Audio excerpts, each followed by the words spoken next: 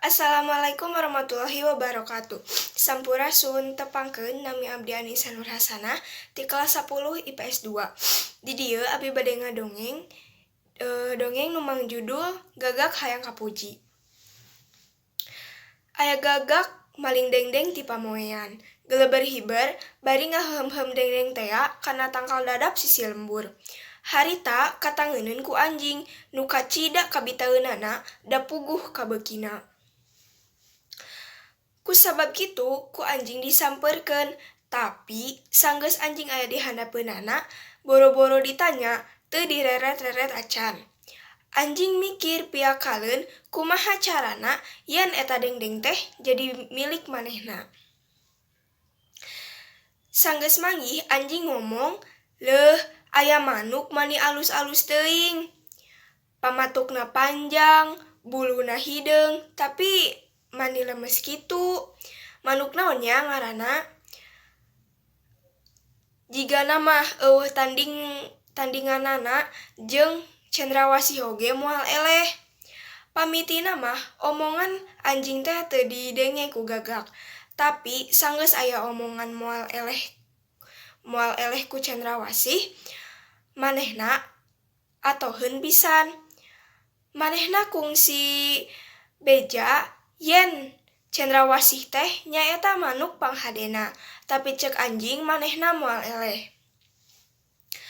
Gagak ngarasa ngeunah ku pamuji anjing, malah ceuk pikirna hayang ngabagi dengdeng jeung anjing, tapi manehna teu bisa meulahna, kahayangna teu kalaksanakeun. Anjing nu ningali beungeut gagak marah mah sanggeus dipuji ku manehna, mikir pasti usahana hasil, naon hesena muji-muji keur ngahontal ka hayangna. Sanggeus kitu anjing ngomong deui, "Lamun bisa mah hayang sosobatan jeung manuk anu sakitu lucuna. Tapi ngarumasakeun sorangan mah satohina, saumur-umur kudu ngadunungan, sare dina golodog, rajeun manggihakaneun ge ngan panyesaan. Tapi atuh henteu sosobatan jeung manuk lucu oge, atuh ngadenge sorana meh teu panasaran teuing." Ngadenge pamuji anjing anu sakitu ngeunahna, gagak poho keur ngaheum-heum dengdeng tea.